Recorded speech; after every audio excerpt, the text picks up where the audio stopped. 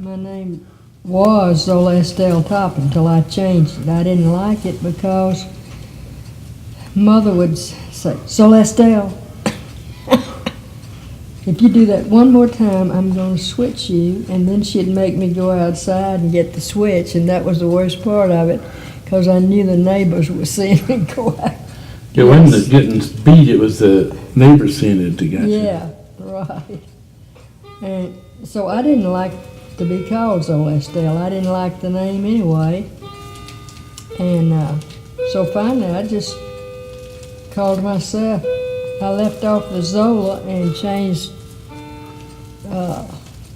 Estelle to Telle, T-E-T-E-L-L-E. And then I got tired of that. Just left the T-E off the front of it and said Telle, T-E-L-L-E. And now I'm thinking about dropping the E because a lot of my mail comes T-E-L-L. You know, get people calling you Telly. Yeah, they call me Telly when I go into the doctor's office or something. I have to tell everybody my name's not Telly, it's Tell. So I have trouble with that. But when I changed my name to Telle DeFoore, I kind of like that. When did you know you loved him? Huh? When did you know you loved him?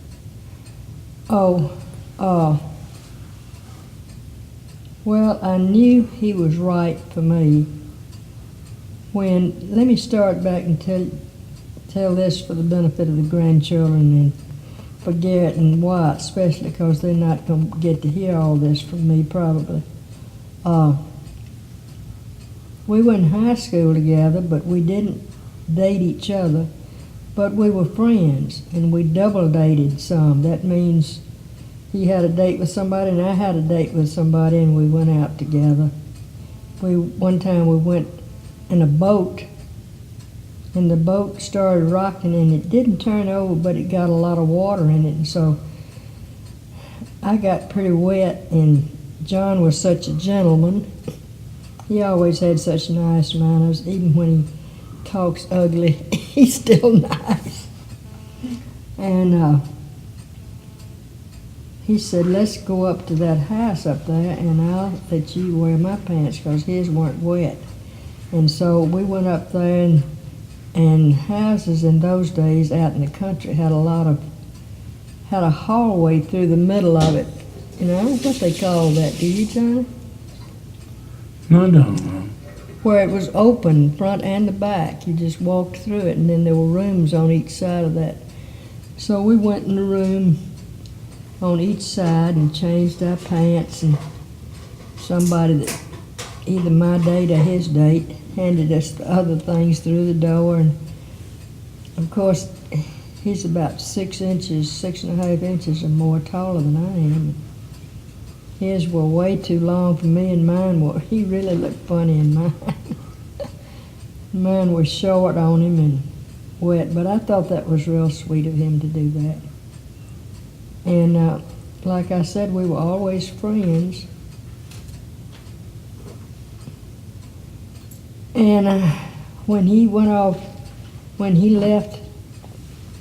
Moorhead, he went to school, he told you about that, where he went to school, and my house was right across from the campus of that school.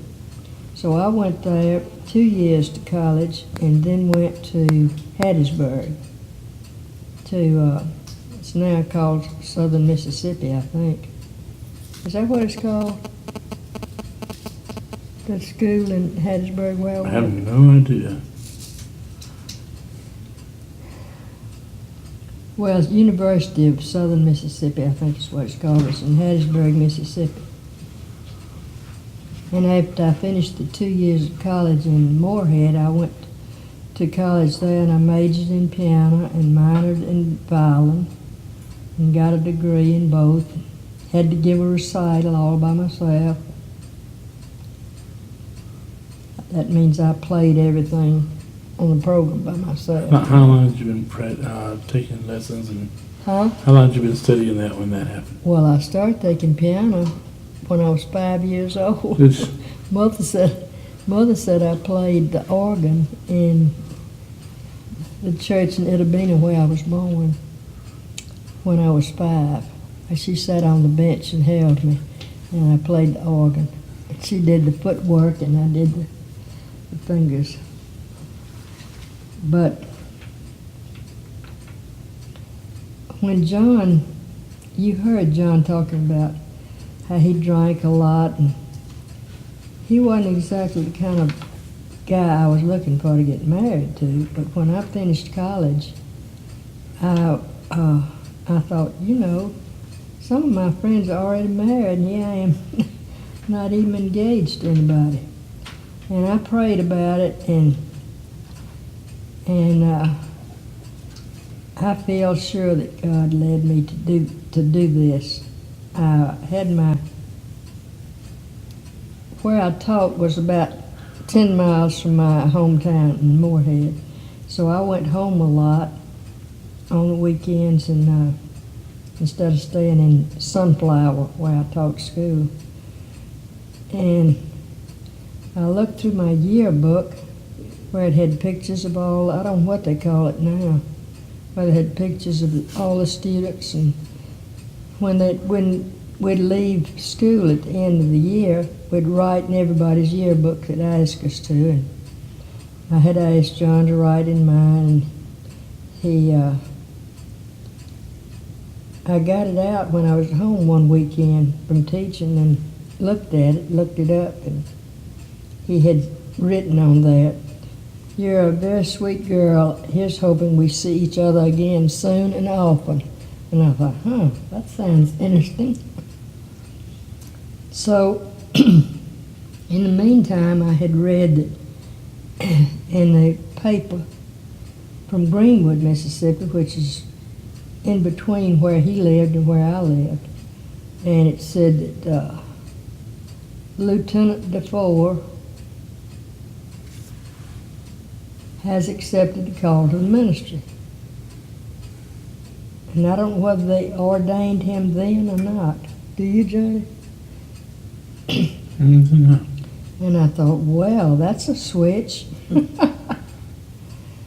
And so when I read that in the paper, that's when I looked up in the yearbook to see what he had written to me. I knew it was something nice. So. And then I read in the Greenwood paper later that he had gone home, and he lived close to Greenwood, which is, Sidon was about 10 miles from Greenwood, and his mother was postmistress. So I knew that all I had to do was write John DeFore's name on there and send it to Sidon, Mississippi, and she'd get the letter to him. That's what I did, and I wrote and I said, I was so glad to hear that you decided to be a minister. And I just wondered, we hadn't seen each other in so long, I wondered what you were doing. I don't know whether are you married, do you have a family? And just asked him a lot of questions. And he wrote me a 9-page letter. And of course he wasn't married, and so I wrote him again and asked him would he like to come and have dinner with me, with my family, And he said he would, and so he came. And then when he went back, he was on furlough, and when he went back to Camp Shelby at Hattiesburg, he called me and he said, I want to see you some more. I said, do you have any friends that you could come stay with here in Hattiesburg so that I could see you? And I had gone to school since that's where I went to college, see, so I called this friend of mine that had also majored in music, and she was teaching school at that time just a little way from where I was living at the time, in Sunflower. And I said, Edith, and I told her about John, and said that he wanted me to come there and wanted me to go to Hattiesburg, and I said, "Are you gonna go home anytime, any weekends I can go and stay with you?" And she said, "Sure." I said, "I'll go anytime you want me to." So I told John, and I said, he called me and asked me that. So I told him when he called that I had several friends that I'd gone to school there, and so I had friends in town. So I let him know that she was going to be at home and that I could stay with her, and he sent me a bus ticket. That's the way we traveled in those days, instead of flying. So he sent me a ticket, and I got on the bus, and I don't know how far it is from Moorhead to Hattiesburg. I think it took about 3 or 4 hours on the bus to get there. And it wasn't a very pleasant trip. There was a man on there that was sitting close to the back where I was sitting, and he had a flask of whiskey, and he was passing it around and letting everybody have a drink. And I didn't drink and did then and never have, and so I refused. But the fumes from that liquor, I think, kind of made me sick, because when the bus got to Hattiesburg, John had said he was going to meet me, but he couldn't, because he couldn't get off from the duty he had, and he had sent a friend of his to pick me up at the bus, but then he came and picked me up at the house and brought me back into town to eat after he got off duty. And I loved shrimp, and that's what I ordered, and I shouldn't have done it. I got so sick. I wasn't sick while I was with him, but I was sick all night. Nauseated, And he had asked me if I'd like to come and see him. I don't know, what would he be doing, marching? That's just praying. That's exercises of prayer. Yeah. And I was really looking forward to that, but I was too sick to go. And I had to call him and let him know that I couldn't go, because I had a bad night and didn't feel like it. So he came that afternoon, and which was really our third date, if you call it, when he came to my house to eat. And then the night before, when we went out to eat, and I got sick, and then that afternoon he came, and he asked me if I'd marry him. That's pretty quick. Yeah, my third date. Did he have a ring? Or did he? Oh, no. No, he wouldn't have gotten a ring if I hadn't told him whether I'd marry him or not. Nancy. Well, some people He get it didn't and have then that ask. kind of money, huh? Some What? people buy the rings and then Well, ask. what did you say? I said yes. Really? Yeah, we had talked a good bit the night before, after we ate, before I got sick. And I could tell he was interested, so I wasn't too surprised when he asked me to marry him. And I just knew that this was who God wanted me to marry, the way he had changed. And I had always said I wanted to marry a preacher, because preacher would be so good, He'd be such a good man if he was a preacher. So what'd your mom and dad say when you got back home? Well, when I got back home, You just I stayed just that stayed the weekend? weekend, yeah. And for a long time after that, John said he didn't know whether I was really in my right mind, because I felt so bad. He wasn't sure that I'd really meant it when I said I'd marry him. I'm ready. When you got Mother and Daddy didn't have a car, and so a friend brought them to meet me and pick me up from the bus station. And Mother and I were sitting on the back seat, and Daddy and the friend were on the front seat. And Mother said, "Well, how did it go?" or something like that. And I said, "John asked me to marry him." And she said, "Shh." Because she knew I hadn't hadn't been dating him at all. And it was just the third date when I was there, so she didn't want this man up there that was driving the car to know. So, But then he was shipped overseas within, I didn't see him much before he was sent overseas. And I don't know whether did he talk anything about the war when he was talking? He was in the infantry, so he was in really bad combat, and he was gone. He asked me to marry him before he left, and I talked him out of it. I said, let's wait until you get back. And so I quit teaching and came home to Moorhead and worked in the bank with my dad. And John and I wrote to each other every day. And he wrote the most beautiful letters. He really writes well. If any of you listening have read anything he's written, I know you know what I mean. And my daddy was so funny. He'd go home at night and he'd tell Mother that I spent more time writing letters to John and wrapping packages to send him than I did working. But Daddy teased a lot. He didn't really mean that, but I did spend a lot of time wrapping packages there at the bank where I was working with Dad. how long was he gone?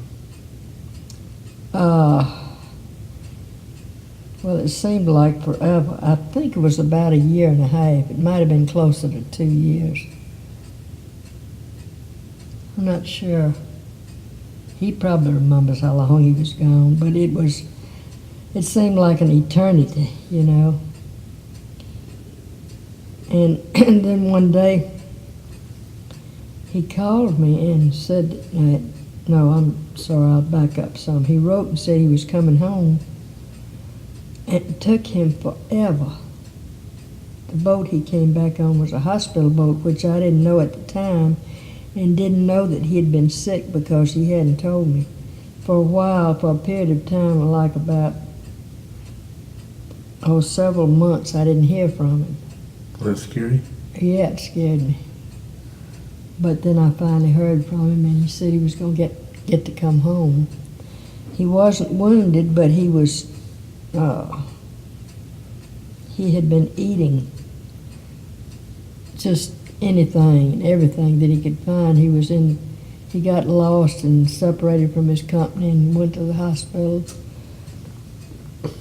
And he stayed in the hospital several, I don't know whether it was weeks or months before he woke up, came to. He's written about that in one of the books he's written. And I didn't hear from him. That was when I was not hearing from him. But it took a long time for his boat to get back, and this is a little funny part about it. I had tried to gain a little weight before he got back. And I'd had milkshakes and ice cream and stuff, to try to gain weight. And when he said he was coming back, I lost all the weight I had gained while he was gone. I lost all of it before he got back. But when he called from New York when he landed, and he had said, that he wanted us to get married as soon as we could. And I said, so when I talked to him, he talked about when we could marry, and I said, well, you've been gone, and I wouldn't want to do this to your family, to just get married and leave and them not get to be with you. And I think you ought to spend some time at home first, at least 2 or 3 weeks, which I think is about the time we did. If you know when the